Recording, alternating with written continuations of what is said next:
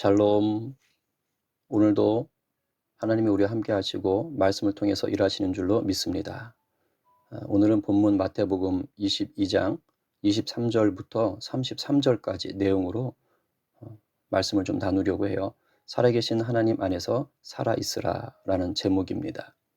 예수님은 고난주간 두 번째 날인 오늘 이제 성전에서 여러 논쟁과 또 비유의 말씀을 해주시고요. 저녁에는 감람산에 오르셔서 이스라엘이 당할 재난과 장차 올 종말에 대해서 말씀을 하십니다. 이 시간에는 예수님과 사두개인들이 나눴던 그 부활 논쟁에 대해서 이야기하고 또 은혜를 누리고자 합니다. 사두개인들이 성전에 계신 예수님께 찾아와서 다짜고짜 이런 질문을 합니다. 이스라엘은 계대 결혼이라는 제도가 있었거든요. 형이 결혼을 했는데 만약에 아들을 낳지 못한 채로 죽었다. 그러면 그 형의 아내는 형의 동생과 또 결혼을 해야 되는 겁니다. 그래서 형의 아들을 낳아줘야 되는 거예요. 그러니까 동생 입장에서는 형수랑 결혼해서 형의 아들을 낳아줘야 되는 아주 묘한 일이 벌어지는 거죠. 사두개인들이 이런 제도를 지금 언급하며 묻는 거예요. 7 형제가 있었다. 그래서 첫째가 결혼을 했다. 그런데 그 첫째가 아들을 낳지 못한 채로 죽었다. 그래서 그 첫째 형의 아내가 둘째와 다시 결혼을 해서 그 첫째 형의 아들을 낳아줘야 했다. 그런데 둘째도 아들을 낳지 못하고 죽었다. 그래서 첫째 형의 아내였던 그 여자가 다시 셋째와 결혼을 했다. 그런데 셋째도 아들을 낳지 못한 채로 죽었다. 그런 식으로 7 형제 전부가 아들을 낳지 못한 채로 죽었고, 그 첫째 형의 아내였던 여자는 나머지 6명의 동생들과 또 다 결혼을 했다. 그리고 마지막에 그 여자도 죽었다. 자, 그러면 부활한 다음에 이 여자는 도대체 누구의 아내가 되어야 되느냐? 이걸 질문한 겁니다. 사두개인들이 이렇게 물은 이유는요, 이게 말이 안 되지 않느냐. 그러니까 부활 같은 건 없다. 이렇게 우기려던 참이었습니다. 어떻게 한 여자가 7 남자를 동시에 남편으로 둘 수 있느냐. 이 얘기를 하고 싶은 거였거든요. 논리적으로는 그럴듯한 주장일 수 있습니다.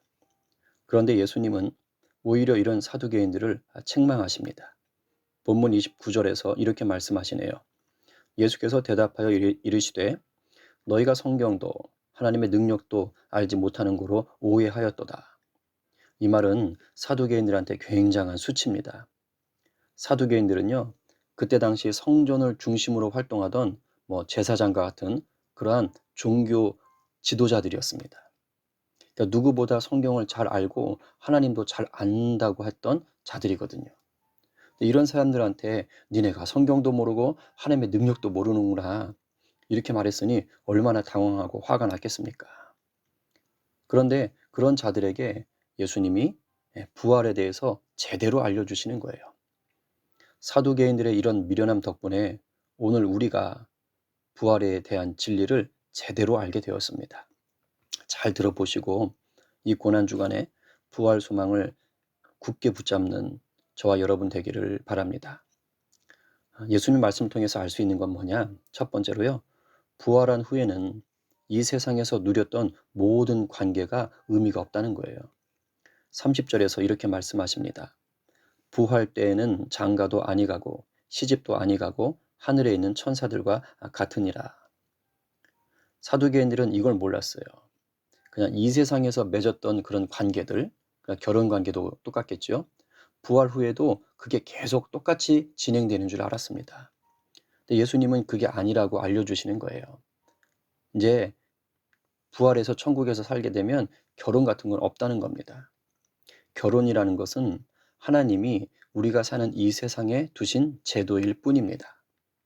부활한 후에는 모두가 하나님의 자녀이고 한 형제 자매입니다. 예수님의 이 말씀은 오늘을 사는 우리들에게 정말 큰 위로가 됩니다. 왜냐하면 이 땅에서 힘든 관계로 살 수 있잖아요.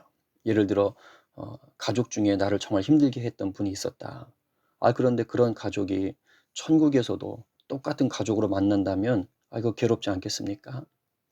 또는 나를 정말 힘들게 한 직장 상사, 아니면 군대 고참, 학교 선배, 학교 선생님이 있었다고 해봐요.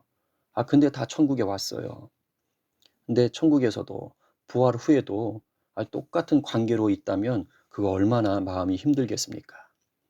그런데 천국에서는 그럴 리 없다는 겁니다. 예수님이 말씀하셨잖아요.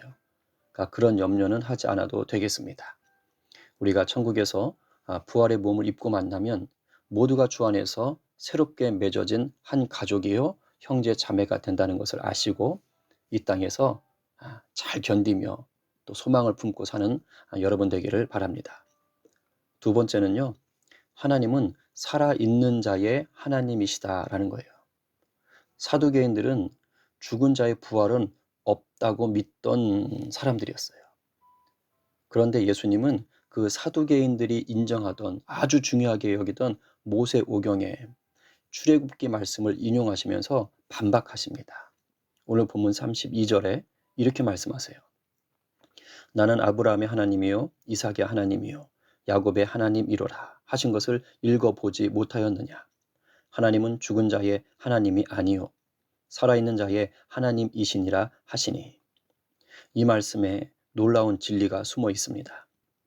그냥 역사적인 시간으로 보면 하나님이 모세에게 이 말씀을 하실 때는 그 모세의 조상들인 아브라함이나 이삭이나 야곱은 분명히 죽어 있었지요. 그런데 하나님이 모세에게 지금 현재형으로 말씀하고 계신 거예요. 현재형으로 아브라함과 이삭과 야곱이 살아있다라고 말씀하시는 거예요. 내가 그들과 함께 살고 있다 이렇게 말씀하시는 거예요. 무슨 뜻입니까? 비록 아브라함, 이삭, 야곱의 육신은 죽어 있지만 하나님 안에서는 장차 부활의 몸을 입게 될, 그리고 현재는 살아있는 영이라는 뜻입니다. 사두개인들은 성전을 통해 누리는 그냥 그런 부와 명예의 눈이 어두워서 하늘로부터 부어진 지혜와 계시의 은혜를 누리질 못했던 겁니다. 그냥 이 땅의 것에만 눈독을 들이고 살았더니 하늘의 것이 있어야만 풀 수 있는 성경의 비밀을 못 풀고 있었던 거예요.